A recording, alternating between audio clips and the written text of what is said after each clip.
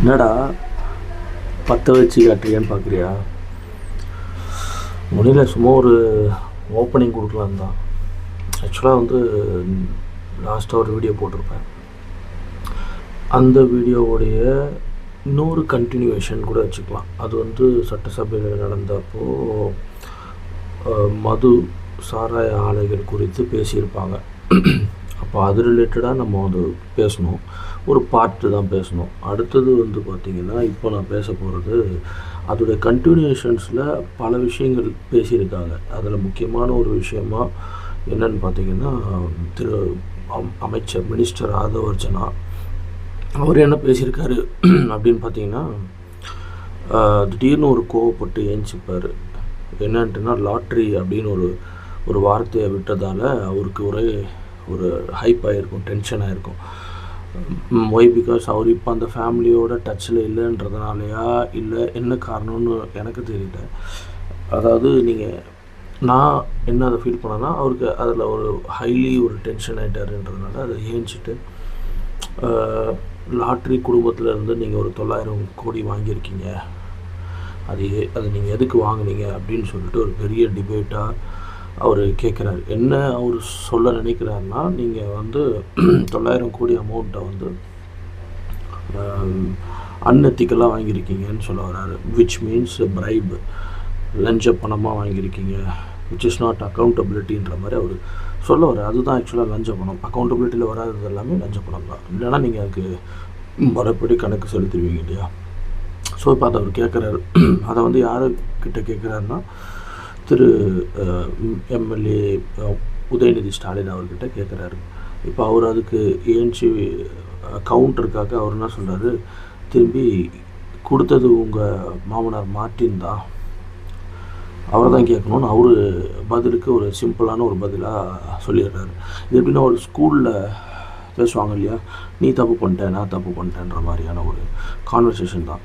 திரும்பி அதுக்கு இவர் பதில் ஏறிச்சு என்ன சொல்கிறாரு, உங்கள் அப்பாவுக்கும் மிஸ்டர் மார்ட்டினுக்கும் நடந்த ஒரு கான்வர்சேஷன் ஆர் பிஸ்னஸ் டீலிங், அது எனக்கு ஒன்றும் தெரியாது, அதை நீங்கள் உங்கள் அப்பாக்கிட்ட தான் கேட்கணும், உங்கள் அப்பாவை காணோன்ற மாதிரி ஒரு தளபதி சிஎம் விஜய் அவர்களுடைய ஸ்டைலில் இவரும் சொல்லி அதில் ஒரு பெரிய அரங்கம் நிறைய கைத்தட்டல்லாம் வருது. விச் இஸ் ஒரு ரேஜ் பைட் மாதிரி தான் வச்சுக்கோங்க. எதுக்குன்னா, அது எதுக்குன்னா அப்படி ரேஜ் பைட்டுன்னு சொல்கிறேன்னா, விச் ஆல்மோஸ்ட் ஒரு சீனியர் மோஸ்ட் ஒரு MLA and ex chief minister, அவர் தோற்று போயிட்டார், கரெக்டு. அதுக்குள்ளே நம்ம போக வேண்டாம், எதனால் தோற்றாரு ஏன் தோற்றாருன்றது கதையெல்லாம் நமக்கு வேண்டாம். பட் சட்டமன்றத்துக்குள்ளே அவர் இல்லைன்னும் போது, அவரை இல்லாத போது அவரை பற்றி நம்ம பேசணுமான்றத ஒரு ரீகன்சிடரேஷன் அவங்க பண்ணியிருக்கணும். மேபி அதுவுமே ஒரு ஹைப்பில் வந்த ஒரு பேச்சாக கூட இருக்கலாம். ஏன்னா ஒரு இதுன்னு சொல்லிட்டு ஆரம்பத்திலேயே ஒரு ஸ்கூல் குழந்தைங்களுடைய சண்டை மாதிரி தான் வச்சுக்கோங்க. But still it is politics, அரசியல். ஸோ நம்ம அப்படியும் கன்சிடர் பண்ண முடியாது. ஸோ அதுக்கு அடுத்தது பார்த்திங்கன்னா, திரு ஏவா வேலு அவர்களும் பேசியிருப்பார். அதையும் கொஞ்சம் பாருங்கள். எதுக்கு சொல்கிறேன்னா, இந்த கான்வர்சேஷன்ஸ்லாம் கொஞ்சம் நம்ம டீட்டெயில்டாக நோட் பண்ண வேண்டிய விஷயங்கள். நம்ம ஏதோ ரீல்ஸ் போடுறோம், ஃபயர் விடுறோன்ற மாதிரி கடந்துட முடியாது. பிகாஸ் இப்போ நம்ம ரொம்ப அப்சர்வேஷன் பண்ணிகிட்ருக்கோம். ஒய் பிகாஸ் பாலிட்டிக்ஸ் வந்து யாராவது ஒருத்தர் பார்த்துப்பாங்க, நம்ம எதுக்கு அதை பற்றி பேசணும் அப்படின்ற காலமெல்லாம் போய் இப்போது எல்லாருமே வந்து அதை பற்றி தெரிஞ்சுக்க நினைக்கிறோம் இல்லையா? அப்போது அவங்க என்னென்ன டீட்டெயில்டாக பேசுகிறாங்க. நான் இதில் கொஞ்சம் கட் பண்ணி தான் போட்டிருக்கேன். நானே சொல்லிடுறேன், நீ கட் பண்ணி போட்டிருக்கேன். நமக்கு என்னென்ன எதுவுமே தவறாக நான் கட் பண்ணல. கான்டென்ட்டுக்கு எந்தெந்த விஷயங்கள் வந்து மேட்ச் ஆகுதுன்றதை மட்டும்தான் நான் கட் பண்ணி போட்டிருக்கேன்.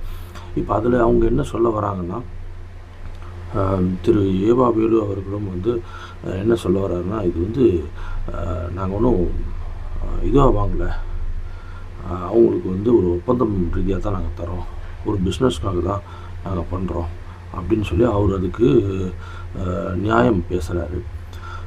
அதுக்கப்புறம் வந்து திரு எம்எல்ஏ ஓபிஎஸ் அவர்கள் அவர் என்ன சொல்கிறாருன்னா, கட்சிகளுக்கு இதை நியாயப்படுத்த சுற்றி பேசக்கூடிய கோர்வையான வார்த்தைகள் சொல்லுவாங்க. இவங்கெல்லாம் வந்து லிஜெண்ட்ஸ். ஏன் சொல்கிறேன்னா, மோர் தென் 25 இயர்ஸ் இந்த பாலிடிக்ஸில் இருக்காங்க. நான் சொல்கிறது ஜஸ்ட் ஒரு 25 இயர்ஸ்னு சொல்கிறேன், இல்லை 30 இயர்ஸாக இருக்கலாம், 35 இயர்ஸாக இருக்கலாம், பட் பெஸ்ட் மோர் தென் 25 இயர்ஸாக இருக்காங்கனால தே நோ ஹவு டு அந்த விஷயத்தை வந்து எப்படி வந்து கன்வே பண்ணணும். அதே மாதிரி அவை குறிப்பிலேருந்து எடுங்க அப்படின்னு சொல்கிறாங்க. ஸோ இதெல்லாம் எதுக்காங்கன்னா, they don't want to blame themself. இந்த கட்சி மேலே ஒரு தவறான ஒரு பார்வை வந்துடக்கூடாது. நாளைக்கு இதுதான் வந்து நியூஸில் வரும், செய்தித்தாளில் வரும். நியூஸில் வர்றது கூட நம்ம பெருசாக எடுத்துக்க வேண்டாம். என்னோடய கன்சர்ன் மட்டும் இல்லை, இதுதான் ஆக்சுவலாக வந்து எல்லாருடைய பார்வையாகவும் இருக்கணும். எதுக்குன்னா, நியூஸுன்றது இட்ஸ் இன்றைக்கி ஒரு நியூஸ் வரும், நாளைக்கு ஒரு நியூஸ் வரும். பட் பேப்பர் அப்படின்றது, நியூஸ் பேப்பர் அச்சுத்தாள்ன்றது ஒன்ஸ் அதில் பிரிண்ட் ஆச்சுன்னா இட் இஸ் லைஃப் லாங் அப்படின்ற மாதிரி இருக்கும். இப்போ பேப்பர்ஸ்லாம் வந்துருச்சு, பட் ஸ்டில் அந்த காலத்தில் நியூஸ் பேப்பர்ன்றது ரொம்ப ரொம்ப இம்பார்ட்டண்ட்டாக பார்த்துட்டு இருந்தாங்க. ஏன்னா அச்சு ஊடகம்ன்றது தான் உண்மையின் எதிரொலி மாதிரி இருந்தது. இப்போ நிறைய யூடியூப் சேனல்ஸ், இப்போ தான் நான் கூட உங்களுக்கு முன்னாடி ஸ்ட்ரீம் பண்ணுறேன். இப்போ இதுவுமே வந்து நிறைய பொய்யும் இருக்கலாம், உண்மையும் இருக்கலான்ற மாதிரி ஒரு கேஸ் தியரியாக நிறைய பேருக்கு இருக்கும். இப்போ இந்த கட்சி சேர்ந்தவங்களுக்கு நான் பேசுகிறது பிடிக்காமல் இருக்கலாம், அந்த கட்சி சேர்ந்தவங்களுக்கு நான் பேசுகிறது இவன் நமக்கு சப்போர்ட் பண்ணி பேசுகிறான் அப்படிலாம் கிடையாது. நாம் அந்த கண்டென்ட் என்ன அவங்க பேசியிருக்காங்கன்றதை மட்டும்தான் நம்ம பார்க்கணும். இப்போ நான் எதுக்கு இந்த வீடியோ போட்டேன்னா, இந்த பணம் கொடுத்தாங்கன்றது வாங்கினாங்கன்றத இந்த complete conversation of the assembly, legislative அசம்பிளியில் கன்ஃபார்ம் ஆகிருக்கு. 900 crores சொல்லிட்டு இவர் சொல்கிறாரு. ஓகே, அவர் வந்து உங்கள் மாமனாருக்கு தான் தெரியுன்றாரு. அகெயின் அது உங்கள் அப்பாவுக்கும் மிஸ்டர் மார்ட்டினுக்கும் ஏன்னா அவர் மாமனார்னு சொல்ல, மிஸ்டர் மார்ட்டினுக்கும் நடந்த டீலிங் அது எனக்கு தெரியாதுன்னுறாரு. ஸோ இந்த 900 crores வந்திருக்கு.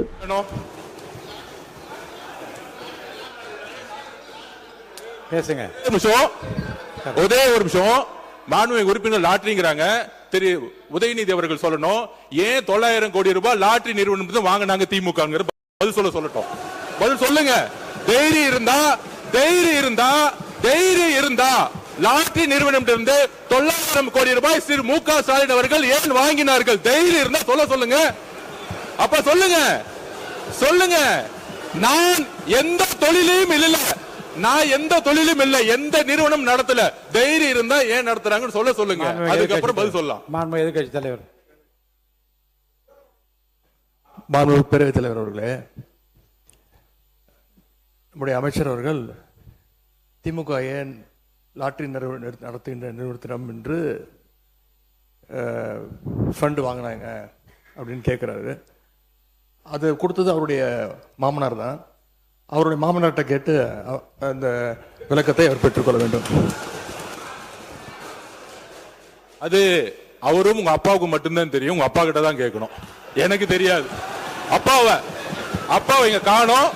வீட்டுக்கு போய் உங்க அப்பாட்ட கேளுங்க. உங்க அப்பா கரெக்டா சொல்லுவாரு. ஏன் வாங்கினாரு உங்க அப்பா சொல்லுவாரு. என்னுடைய நண்பர் மார்ட்டின் அவர்கள் அவர் கொடுத்திருக்கிறாருன்னு சொன்னாக்கா, ஏன் அவர் கொடுத்தார் தொழிலதிபர் என்று கேட்பதுதான் சரியா இருக்க முடியும். அது இங்க பகிர்ந்து கொள்வது என்பது அது சரியா இருக்காது. அது நீங்க தவிர்த்தணும், அது எடுத்தோன்னு நான் கேட்டுக்கிறேன். ஒண்ணு.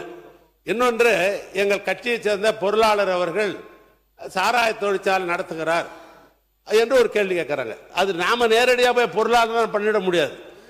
எந்த ஆட்சியாக இருந்தாலும் சரி, ஒரு தொழிற்சாலை ஆரம்பிக்க வேண்டும் என்று சொன்னால் அதுக்கு எல்லா தகுதிகள், குவாலிஃபிகேஷன், அப்ளிகேஷன் போடுறதுக்கெல்லாம் தகுதி இருந்தால் தான் அரசு தான் லைசன்ஸ் தருது. அதனால அது முறையாக அவங்க ஏற்க போட்டிருப்பாங்க. தொழில் என்ற அடிப்படையில் ஆரம்பிப்பாங்களே ஒழிய அது திமுக பொருள் ஆரம்பிக்கலாமா அப்படிலாம் பேசுவதற்கு வாய்ப்பு இல்லை. அது தவறு. மாண்புமிகு உறுப்பினர் தரேன், உங்களுக்கு தரேன், வாய்ப்பு தரேன், இருங்க. பேரவைத் தலைவர் அவர்களே, அவர் ஏற்கனவே உயர்கல்வித்துறை அமைச்சர் பேசுகிற போது அவையில் இல்லாதவர்களை பற்றி பேச வேண்டாம் என்று காலையிலே சொன்னார்கள்.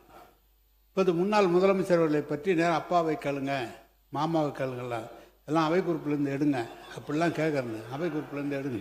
பேரவைத் தலைவர் அவர்களே, இங்கு சில தவறான முன்னுதாரணங்களை இங்கே மாண்புமிகு அமைச்சர் அவர்கள் முன்னாள் முதலமைச்சர்கள் பேரை குறிப்பிட்டு விவாதத்தில் உள்ளே வைத்திருக்கிறார்.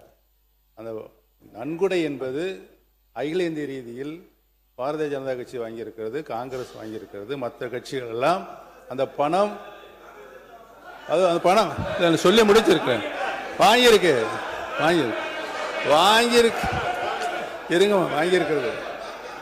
அந்த பணம் நன்கொடை கட்சியினுடைய இன்கம் டேக்ஸில் உள்ள போய் தொழில் மூலமாக சம்பாதிச்சப்படுறதுக்கு இன்கம் டேக்ஸ் கட்டிய பணம் அதோடைய வங்கி கணக்கில் இருக்கிறது. அதே பல்வேறு அரசியல் கட்சிகள் நன்கொடையாக வாங்கியிருக்கிற சூழ்நிலை இருக்கிறது. அதை போய் இங்கே விவாத பொருளாக அதை லஞ்ச பணம் மாதிரி உருவகப்படுத்துறது தவறு. இதுக்கு ரிலேட்டடாக மிஸ்டர் மார்ட்டினுடைய first son Jose Charles Martin அவர் என்ன சொல்கிறாருன்றதையும் வீடியோவில் பாருங்கள். உதயநிதி நீங்கள் விமர்சனம் பண்ணுறது உங்களுடைய மச்சான விமர்சனம் பண்ணணும், ஆதவர்ஜுனா விமர்சனம் பண்ணணும் அப்படிங்கிறதுக்காக உதயநிதியை விமர்சனம் பண்ணுறீங்களா? இல்லை, உதயநிதி ஏன் விமர்சனம் இங்கே ஆரம்பிச்சதுன்னா, அவர் லாட்ரி சீட்டை வந்து எங்கள் அம்மாவை வந்து லால்குடி நிற்கும் போது அவர் அந்த டிஎம்கே கேண்டிடேட்டுக்காக கேம்பெயின் பண்ண வந்தார். அவர் வரும்போது அவர் என்ன சொல்லியிருக்காருன்னா, அம்மா வந்து உங்களுக்கெல்லாம் தெரியும், இந்த அம்மையார் வந்து லாட்ரி டிக்கெட்டு, அம்மா வந்து ஒரு லாட்ரி டிக்கெட்டுன்னு சொல்லி ஒரு தறிக்குறை பேசினாப்புல. அதே மாதிரி நாங்கள் வந்து 200 கேஸ் இருக்குது எங்கள் மேலே, பொய் கேஸு, நாங்கள் வந்து நிறைய ஊழல் கேஸ்லாம் இருக்குதுன்னு சொல்லி போட்டாப்புல. அதுக்கப்புறம் நாங்கள் வந்து மக்களை ஏமாற்றி சுரண்ட வரோங்கிறத சொன்னாப்புல. இதான் இஷ்யூ வந்து. அதுக்கு தான் நான் வந்து ஒரு ப்ரெஸ் மீட் வச்சு, எப்படி நீங்கள் வந்து என்ன பேசிஸில் சொல்கிறீங்க, நாங்கள் வந்து 24,000 கோடி டேர்ன் ஓவர் பண்ணுறோம், லாஸ்ட் இயர் 5,000 கோடி நாங்கள் ஜிஎஸ்டி கட்டியிருக்கோம், இந்த வருஷம் 40%, அப்போ 28% இருந்துச்சு ஜிஎஸ்டி, இந்த வருஷம் 40% ஜிஎஸ்டி ஆக்கிட்டாங்க, இந்த வருஷம் நாங்கள் 7,000 கோடி நாங்கள் ஜிஎஸ்டி கட்ட போகிறோம், இவ்வளோ பெரிய, அது போக இன்கம் டேக்ஸ் நாங்கள் 300 crores கட்டியிருக்கோம். எங்கள் அப்பா தான் இந்தியாவிலேயே 2003, 2004 வந்து இந்தியாவிலேயே ஹையஸ்ட் பர்சனல் டேக்ஸ் பேயர். அன்றைக்கி வந்து 50 கோடி இண்டிவிஜுவலாக இந்தியாவிலேயே ஹையஸ்ட் டேக்ஸ் பேயர் அவர் தான், இந்தியா பர்சனல் டேக்ஸ் பேயர். அப்படிப்பட்ட எங்களுக்கு வந்து எந்த தேவையும் இல்லை, இந்த மாதிரி வந்து நாங்கள் ஏமாற்றி செய்யக்கூடிய தேவைகள்னு சொல்லி அந்த ப்ரெஸ் மீட் வச்சு நான் கிளாரிஃபை பண்ணேன். அப்போ தான் நான் கேட்டேன், நாங்கள் வந்து 500 கோடி எங்கிட்டேருந்து வாங்கியிருந்தீங்க, எதுக்காக? அப்போனா இது வந்து இவ்வளோ தொழில் ஒரு மோசமான தொழில், கேவலமான ஒரு தொழில் நீங்கள் சித்தரிக்கிறீங்கன்னா, அப்போ நாங்கள் வந்து அதில் ஏமாற்றி சம்பாரிச்சிருக்கோம்னா நீங்கள் ஏன் 500 கோடி ஏன் வாங்கினீங்க நான் கேள்வி கேட்டேன். அதேமாதிரி எல்லா ஊடகங்களையும் நான் போய் நீங்கள் திரு ஸ்டாலின் சிஎம் அவர்கிட்ட போய் கேளுங்க, திரு உதயநிதி அவர்கிட்டையும் போய் கேளுங்க, நான் படித்து சொல்கிறேன். இது வரைக்கும் எந்த ஊடகமும் போய் கேட்கல. சரி, நீங்கள் ஏன் கொடுத்தீங்க 500 கோடி? எதுக்கு கொடுத்தீங்க திமுக? அதான் இப்போ என்னென்னா, ஃபஸ்ட்டு வந்து நாங்கள் வந்து எல்லா நாங்கள் ஸ்கேட்டர் பண்ணி எல்லா கட்சிக்கும் தான் கொடுத்தோம். இது வந்து நாங்கள் வந்து ஒரு கலைஞர் டைம்லேருந்து அப்பா வந்து கலைஞருக்கும் அப்பாவுக்கும் நல்ல ஒரு உறவு இருந்தது. அந்த டைம்லேருந்து நாங்கள் வந்து படம்லாம் ப்ரொடியூஸ் பண்ணி, ஆமாம், அப்போ இளைஞன் படம்லாம் நாங்கள் ப்ரொடியூஸ் பண்ணியிருந்தோம். அப்போ வந்து நாங்கள் அந்த உறவில் வந்து கலைஞர் வந்து என் பையனை வந்து நீ பார்த்துக்கணும்னு சொல்லி அப்பா கிட்ட ஒரு வார்த்தைகள் பேசும்போது, அப்போ அந்த ஒரு நட்பு ரீதியாக ஒரு தகப்பன் ஸ்தானத்தில் சொன்னதுனால சரி கண்டிப்பாக வந்து உதவணுங்கிற நல்ல நோக்கத்தில் வந்து அன்றைக்கி அந்த கட்சிக்கு நம்ம இந்த நதியெல்லாம் பண்ணினா அன்றைக்கே அந்த கட்சி வந்து அழியக்கூடிய சூழ்நிலை தான் இருந்தது. அன்றைக்கி வந்து ஆல்மோஸ்ட் யாருமே வீட்டுக்கு கூட யாரும் வராமல் இருந்தாங்க, அந்த கட்சியில் வீட்டுக்கு கூட யாரும் எட்டி பார்க்க மாட்டாங்க, அந்தளவுக்கு இருந்தது. கோபாலபுரத்தே அன்றைக்கெலாம் ஆள் வரமாட்டாங்க. இன்றைக்கி அப்போனா நாங்கள் ஒரு ஆள் தான் அந்த டைமில் வந்து உதவி பண்ணி, சரி அன்றைக்கி கலைஞர் அந்த அவருக்காக அவரோட பழக்க வழக்கத்துக்காக எங்கள் பாசத்துக்காக நாங்கள் அன்றைக்கி இது பண்ணி தான் நாங்கள் வந்து இந்த நிதி உதவி நாங்கள் செஞ்சோம். இந்த 500 crore கொடுத்ததுங்கிறது அவர் கருணாநிதிக்கு அப்புறமா ஸ்டாலின் தலைமையேற்ற பிறகு தான் நீங்கள் கொடுத்தீங்க? ஆமாம், அந்த நட்பு ரீதியாக அதுக்கப்புறம் வந்து நாங்கள் அந்த நட்பு ரீதியாக வந்து இவர் உதவி கேட்குறாரு. திரு ஸ்டாலின் அவர்கள் வந்து எங்களுக்கு நிதி உதவி தேவைப்படுதுன்னு வந்து கேட்குறாங்க. கேட்கும் போது அப்போ தான் சபரீஷனும் ஆதவர்ஜுனாவும் இதில் ரொம்ப இமீடியேட் பண்ணி இந்த விஷயத்தை ஃபுல்லாக அவங்க தான் டீல் பண்ணிருந்தாங்க. டீல் பண்ணும்போது பிரசாந்த் கிஷோரையும் நீங்கள் கூப்பிட்டு வரணும்னு சொல்லி ஆதவர்ஜுனா தான் இந்த வேலைகள்லாம் செய்கிறாப்புல. கூட்டிகிட்டு வந்து தான் இந்த நம்மளை வந்து இதெல்லாம் இழுத்து விட்றாங்க. அதாவது 500 கோடி ரூபா உங்கள்கிட்ட இருந்து வாங்குறதுக்காக பிரசாந்த் கிஷோர்லாம் வராரு. ஆமாம், பிரசாந்த் கிஷோர் வந்து எலெக்ஷனுக்கு ஆதவர்ஜுனா வந்து பிரசாந்த் கிஷோர்லாம் கூட்டிகிட்டு வராப்புல, கூட்டிகிட்டு சந்திக்கிறதுக்கு, எங்களை சந்திக்க எங்கள் குடும்பத்தை சந்திச்சு எங்கள் அப்பா மூலிமா நம்ம வந்து அவங்களுக்கு நிதி உதவி செய்யணும். திரு ஸ்டாலின் அவர்கள் வந்து கேட்குறாரு. நிதி உதவி கேட்கும்போது அதுக்கு வந்து சப்போர்ட்டிங்காக வந்து எதுக்காக இந்த நிதி உதவிக்கும் போது இந்த சப்போர்ட்டிங்காக இவங்கெல்லாம் வந்து இவங்களை வந்து ஸ்ட்ராட்டஜி வைக்கணும், இவங்களுக்கு வைக்கணும், அவங்களுக்குலாம் செலவு இருக்குன்னு சொல்லி வந்து நிதி உதவி கேட்குறாங்க. நாங்கள் இந்த நிதி உதவி கேட்டதுக்கு நாங்கள் வந்து நிதி உதவி செஞ்சோம். அது நாங்கள் என்ன சொன்னோம், எல்லாமே எங்களுக்கு வந்து கேஷாக கேட்டாங்க. நாங்கள் வந்து பணமாக பண்ணுற முடியாது, எதாக இருந்தாலும் நாங்கள் அக்கௌண்ட்டில் தான் பண்ணுவோம், நாங்கள் வந்து திருட்டுத்தனமாக பண்ண மாட்டோம், எதாக இருந்தாலும் நாங்கள் அக்கௌண்ட்டில் வந்து Pay நாங்கள் பண்ணிக்கிறோம். பாண்டாக நாங்கள் குடிக்கிறோம். பாண்டானா ரெஜிஸ்டர்டாக அக்கௌண்டன்ட் பண்ணி நாங்கள் அதுக்காக 500 கோடியா உதவி? அதுதான் அதோட பின்னோக்கம்ங்கிறது தான் வந்து இவர் ஆதவ அர்ஜுனா இவங்க எல்லாம் சதி ஒரு பிளான் வச்சுருந்துருக்காங்க. அதுதான் வந்து இவங்க என்ன வந்து அதுக்கப்புறம் வந்து இதெல்லாம் எலெக்ஷன்லாம் முடியுது இதெல்லாம் ஆனதுக்கு அப்போ வந்து அவங்க வந்து எங்களுக்கு வந்து நாங்கள் லாட்ரியெல்லாம் நாங்கள் வந்தோடனே நாங்கள் வந்து லீகலாக ஓப்பன் பண்ணுவோம்னு சொல்லி தான் வராங்க. உள்ள வந்து நாங்கள் வந்தோடனே உங்களுக்கு ப்ராமிஸ் பண்றாங்க லாட்டரி பிசினஸ் நாங்க இது பண்ணுவோம் அப்படின்னு. இது வந்து அது அவங்களுக்குள்ள பேசி இது வந்து வந்ததுன்னா தட் மீன்ஸ் ஆதவ அர்ஜுனாவும் அவங்க டிஎம்கே டீம்லயும் பேசுறாங்க. பேசி இதுதான் இல்லைன்னா எங்களை எதுக்கு இது பண்ணணும்னு சொல்லிட்டு ஆதவ அர்ஜுனா வந்து எங்ககிட்ட வந்து இந்த நிதி வந்து இதை வந்து நாங்கள் கண்டிப்பாக பண்ணி தந்துடுவோம்னு சொல்லி கமிட்மெண்ட்லாம் கொடுக்குறாங்க இது பண்ணுறாங்க. அது போகுது. பட் நாங்கள் வந்து இதுக்காக தான் அதுங்கிறதுக்காக நாங்கள் வந்து கலைஞர் அந்த காலத்துலேருந்தே எங்களுக்கு ஒரு நட்பீதியாக இருக்குது. எங்களுக்கு வந்து இது இருக்குது. சரி கட்சிக்காக நம்ம இவர் சொல்லிட்டு போயிருக்காரு. அப்போல்லாம் நாங்கள் இந்த கட்சிக்காக நாங்களும் செம்மொழி மாநாடுலேருந்து இதுலேருந்து ஏகப்பட்ட விஷயம் இந்த கட்சிக்காக நாங்கள் செஞ்சு இதுக்காக சில விஷயங்களும் எல்லாம் கேஸ் கொண்டு அரசு முதல் நிறைய விஷயம் பார்த்துட்டோம். ஸோ அந்த எங்களுக்கு இது ஒரு கட்சியால் அது வந்து ரொம்ப ஒரு இணக்கமாக இருந்த ஒரு விஷயம் தான். கட்சியாக நாங்கள் பார்க்க ஒரு குடும்பமாக தான் இருந்தது. அப்போ வந்து ஆதவ அர்ஜுனா சப்ரிஷன் இவங்கெல்லாம் தான் இந்த பிளானை போட்டு இதை வாங்கி நாங்களும் இந்த கட்சிக்கு நிதி உதவி செய்வோம் சப்போர்ட் பண்ணுவோம் சொல்லி சப்போர்ட் பண்ணோம். பண்ணிவிட்டு அதில் வந்து இது வந்து அவர் திரு ஸ்டாலின் அவர்கள் சொன்னதே வந்து இதை வந்து நாங்கள் வந்து லாட்ரி வந்ததுன்னா ஆட்சியே உங்களுது. ஆக்சுவலாக அவர் சொன்ன வார்த்தைகள் வந்து இந்த ஆட்சியே உங்களுது தான். ஓகே 500 கோடி ரூபாய் வாங்கிட்டு இனிமேல் இந்த ஆட்சியே உங்களுது தான் சொல்லி தான் ஆரம்பித்தார். நாங்கள் அப்பா அதெல்லாம் தெளிவாக சொல்லிட்டாரு. ஆட்சியெல்லாம் எங்களுது இல்லை, ஆட்சியெல்லாம் உங்களுது. எங்களுக்கு வந்து வந்தாங்கன்னா எங்கள் நம்பி 10 லட்சம் மக்கள் குடும்பம் வந்து எங்களை நம்பி இருக்காங்க. இதை நம்பி இன்னைக்கு வந்து அவங்க ஊனமுற்றோர்கள் கண்ணு தெரியாதவங்க முதியோர்கள் இது எல்லாருமே வந்து லாட்ரி சீட்டை விற்று நிறைய குடும்பம் நம்பியிருந்தாங்க. இதை பெரிய ஒரு அதனால எங்கள் கூட இந்த மாதிரி நிறைய மக்கள் நம்பியிருக்காங்க. இதனால வந்து நம்ம கவர்மெண்ட்டுக்கும் ஜிஎஸ்டி ரெவென்யூ வரும் இந்த மாதிரி சொல்லி தான் நாங்கள் வந்து அக்கௌண்ட்டில் பண்ணணுங்கிறது தான் எங்களோட கோரிக்கையாக இருந்துச்சு. ஆனால் அவங்க வந்து ஆட்சிக்கு வந்ததுக்கப்புறம் இந்த மாதிரி ஒரு விஷயம் இருக்குது, நம்ம லீகலாக எப்போ நம்ம ஓப்பன் பண்ணுற வாய்ப்பு இருக்குங்களான்னு கேட்கும்போது அப்போ தான் அவரோட உண்மையான தோற்றத்தை காட்டுறாங்க. யார்? திரு ஸ்டாலின். ஆமாம், இது வந்து அவர் காது கேட்க முடியாத மாதிரி நடித்தாங்க. அதுக்கப்புறம் டிவி பார்த்துட்டு இருப்பார், அவருக்கு என்ன நடக்குது பக்கத்தில் ஏதோ காது கேட்காத மாதிரியே இருப்பார் ஸ்டாலின். ஆமாம். ஸோ இதெல்லாம் வந்து அவரோட கேரக்டரை அவரோட அமாவாசை கேரக்டரை அப்போ தான் காமிக்க ஆரம்பித்தாங்க.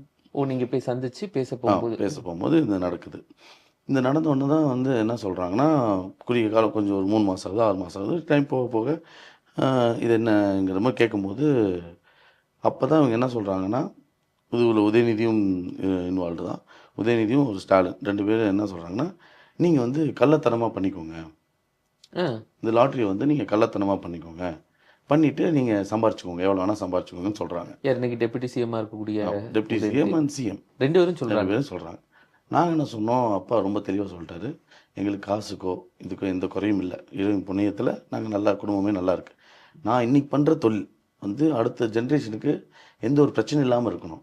நான் என்னால் சொத்து சேர்த்து வைக்க முடியலன்னா கூட என்னோட அடுத்த சங்கதிகளுக்கு கேஸ் நான் வளர்த்து விட்டுட்டு போயிடக்கூடாது. நாளைக்கு அவங்க வந்து நல்லா இருக்கணுமே தவிர அவங்க எதுவும் கஷ்டப்பட்டுறக்கூடாதுங்கிற ஒரு நல்ல எண்ணத்தில் இந்த மாதிரி வேலைகளை என்னால் பண்ண முடியாது, எனக்கு வந்து லீகலாக லைசன்ஸ் கொடுங்கன்னு சொல்லி கேட்டோம். அதை வந்து மறுத்துட்டு இல்லீகலாக வேறு யார் நிறைய பேர் இந்த சிஸ்டம் பண்ணாங்க, அதில் அவங்க தனியாக வாங்கி லஞ்சம் வாங்கி அவங்க பண்ணிக்கிட்டாங்க. ஸோ இதில் வந்து நாங்கள் இன்வால்வ் ஆகலை. பார்த்துருப்பீங்க. So they wanted to start a lottery business. இந்த லாட்ரி பிஸ்னஸை தமிழ்நாட்டுக்குள்ளே கொண்டு வரணும் அப்படின்ற ஒரு முனைப்பில் தான் இவங்க இந்த 500 crores தான் கொடுத்தேன்னு இவர் சொல்கிறாரு. விச் இஸ் கிளியர்லிய ஒரு பண பரிவர்த்தனை வந்து டிஜிட்டல் மூலிமா நடந்திருக்கு. பட் இது வந்து ரிஜிஸ்டர்டாக இருக்குது, எதுவுமே வந்து பிரைப்டாக நம்ம கன்சிடர் பண்ண முடியாது. விச் இஸ் ஒரு நன்கொடையாகவே கொடுத்துருக்காங்க, அந்த பேரில் கொடுத்துருப்பாங்க. பட் பிஸ்னஸ் ப்ரப்போசலுக்காக தான் கொடுத்துருக்காங்க. Which is already we have banned the லாட்ரின்றது வேண்டாம் அப்படின்றத நம்ம ஆல்ரெடி பேன் பண்ணியாச்சு. அகைன் ரீசெண்டாக அந்த ரம்மி கேம்ஸ்லாம் கூட வந்துச்சு. அந்த ரம்மி கேம்ஸால் நிறைய பேர் வந்து இறந்துருக்காங்க, வாழ்க்கையை தொலைச்சிருக்காங்க, பெரும் கடனாளி ஆகி ஊரை விட்டு எங்கேயோ போய் காணா போயிருக்காங்க. ஸோ அது ஒரு அடிக்ஷன் மாதிரி தான். ஸோ அந்த அடிக்ஷன் வேணான்றதுனால தமிழ்நாட்டில் அதை கொஞ்சம் ஸ்டடி பண்ணி கட்டுப்படுத்த நினச்சிருக்காங்க. பட் இந்த லாட்ரின்றது எப்படின்னா யார் வேணாலும் காசு கொடுத்து வாங்கலாம். டிஜிட்டல் தெரியாதவங்களால ரம்மி கேமை விளாட முடியாது. பட் இது அப்படி இல்லைல்ல, ஒரு 50 ரூபா கொடுத்தா லாட்ரி சீட்டு கிடைக்கும், 100 ரூபா கொடுத்தா கிடைக்கும். அதுக்கேற்ற மாதிரியான ப்ரைஸ் அமௌண்ட்டும் பெருசாக இருக்கும். இது வந்து பார்த்திங்கன்னா இன்னமும் வந்து அந்த ஆசையை தூண்டும். ஒரு நாளைக்கு 10 டிக்கெட் வாங்குவோம் அந்த லாட்ரி டிக்கெட்டு இல்லையா, மாதத்துக்கு இவ்வளோ வாங்கலான்ற மாதிரி இதுக்குன்னு ஒரு அமௌண்ட்டை எடுத்து வச்சுருவாங்க. இதுவுமே ஆல்மோஸ்ட் ஒரு அடிக்ஷன் தான், லிக்கர் மாதிரி தான் வச்சுக்கோங்க. என்றைக்காவது நம்ம பணக்காரன் ஆகிட மாட்டோமா அப்படின்ற மாதிரி இட்ஸ் அ ப்ராபபிலிட்டி. எவனா ஒருத்தன் ஆகிடுவான், அதுக்காக நம்மளும் ஆகிடுவோன்னு சொல்ல முடியாது இல்லையா. நமக்கு அந்த க்ரீட்னா பேராசையால் மனுஷனுக்கு என்றைக்குமே பேராசை இருக்கும். நான் இப்போ வந்து ஒரு பைக் வச்சுருக்கேன், அடுத்து கார் வாங்கணும்னு ஆசைப்படுவேன், அடுத்தது இன்னும் பெரிய ஒரு வீடு வாங்கணும்னு ஆசைப்படுவேன், அடுத்தது 2 காராக வாங்கணும்னு ஆசைப்படுவேன், இன்னும் லக்ஸூரியஸான வாழ்க்கை வாழணும். க்ரீடுக்கு லிமிட்டேஷன்ஸ் கிடையாது. அது ஏன்னா because we are all humans. இப்போ ஒரு குரங்கு கிட்ட கேட்டிங்கன்னா அந்த குரங்கு வாழைப்பழம் கொடுத்தாலும் சாப்பிடும், ஆப்பிள் கொடுத்தாலும் சாப்பிடும், இல்லை எதுவுமே கிடைக்கலனா என்ன கிடைச்சதோ அதை வச்சு சாப்பிடும். நம்மளும் மனுஷன் குரங்குலேருந்து வந்ததாக தான் சயின்ஸ் சொல்லுது. ஆனால் நமக்கு எக்ஸ்ட்ரா அந்த ஒரு அறிவு இருக்கிறதுனால we wanted to become a greediness. எல்லாத்துலேயுமே ஆசைப்படுவோம். அது கிடைக்காத போது அதுக்கான ஒரு சிக்னஸ் நமக்கு கிடைக்கும் மைண்டில். ஸோ இதுதான் வந்து இப்போ இந்த லாட்ரி சீட் விஷயமாக நமக்கு தெரிய வருது. ஸோ இவங்க ஆல்ரெடி டிஎம்கேவோட ஒரு நல்ல பேச்சுவார்த்தையில் இருந்திருக்காங்க, மார்டின் ஃபேமிலி அண்ட் குரூப். அவங்க ப்ரீவியஸாக வந்து யாருமே ஃபண்டு கொடுக்கலன்னு சொல்கிறாரு மிஸ்டர் மார்டினோடைய சன். அதனால் இவங்க போயிட்டு பிஸ்னஸ் ப்ரப்போசல் வச்சு அந்த பணத்தை கொடுக்குறாங்க. பிகாஸ் யாருமே சும்மா ஒரு 1000 ரூபா 2000 ரூபா கொடுக்க மாட்டாங்க இல்லையா. எனக்கு ஒருத்தர் உதவி செய்கிறாருன்னா ஒன்று அவர் ஏதோ ஒரு பலனை எதிர்பார்த்து தான் செய்யணும். யாரும் வந்து இந்த உலகத்தில் எதுவுமே ஃப்ரீ கிடையாது. இந்த மூச்சு காற்று நம்ம சுவாசிக்கிறோம் இல்லையா, இதை நம்ம விடும்போது கார்பன் டை ஆக்சைடாக இன்னொரு மரத்துக்கு போகுது. அந்த மரம் தான் நமக்கு காற்றை ஃப்ரீயாக கொடுக்குது. ஸோ அப்போ அது ஒரு விஷயத்தை நம்மக்கிட்ட வந்து எடுத்துக்குது. ஸோ எதுவுமே இந்த உலகத்தில் ஃப்ரீ கிடையாது. ஸோ சேம் த வே வந்து மிஸ்டர் மார்டின் அண்ட் குரூப் வந்து இந்த 500 crores கொடுத்துருக்காங்க. அது தப்பு எதுவும் கிடையாது. They are motivated for the only business. இவங்களும் அதுக்காக அந்த பணத்தை வாங்கியிருக்கிறாங்க, விச் இஸ் லீகலி வாங்கியிருக்கிறாங்க. பட் அதுக்கப்புறமா அவங்க அந்த பிஸ்னஸ்க்கு வந்து ப்ரப்போசல் கொடுத்தாங்கன்னா அவரே அந்த வீடியோவில் சொல்லியிருக்காரு, அவங்க இக்னோர் பண்ணிட்டாங்க. ஸோ அவங்க ஆட்சிக்கு வந்ததுக்கப்புறமா அதுக்கான முயற்சிக்காக தான் அந்த பணத்தை எடுத்திருக்காங்க. Because the wanted fund for rotation in the party. அது கிடச்சதுக்கப்புறமா ஆட்சி அமைச்சதுக்கப்புறமா அவங்கள விட்டுட்டாங்க. விட்ட உடனே விட்டது எப்படின்னா ஏளனமாக அலக்கழித்து விட்டதுனால கண்டிப்பாக ஒரு பிஸ்னஸில் இருக்கிறவனுக்கு ஒரு வெறி ஏறும்.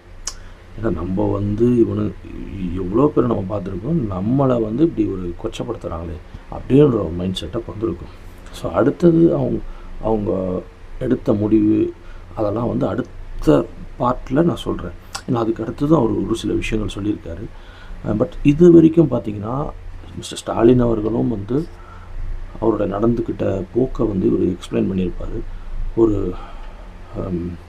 பணத்தை வாங்கிட்டு அவர் பேசும்போது கூட காது கேட்காத அளவுக்கு உட்காந்துருக்கிற மாதிரி ஒரு நடிப்பு, சரிங்களா. அப்புறம் 2 பேருமே சேர்ந்து நீங்கள் வந்து லீகலாக பண்ண முடியாது, இல்லீகலாக பண்ணிக்கோங்க லாட்ரியை அப்படின்னு ஒரு கவர்மெண்ட் ரன் பண்ணுற ஒரு மிஸ்டர் ஸ்டாலின் அவர்களும் X CM and X deputy CM current MLA mister Udhayanidhi அவர்களும் வந்து என்ன சொல்லியிருக்காங்கன்னா, நீங்கள் இல்லீகலாக வந்து நடத்திக்கோங்க அப்படின்னு சொல்லியிருக்காங்க. விச் இஸ் அவங்க எப்படி இந்த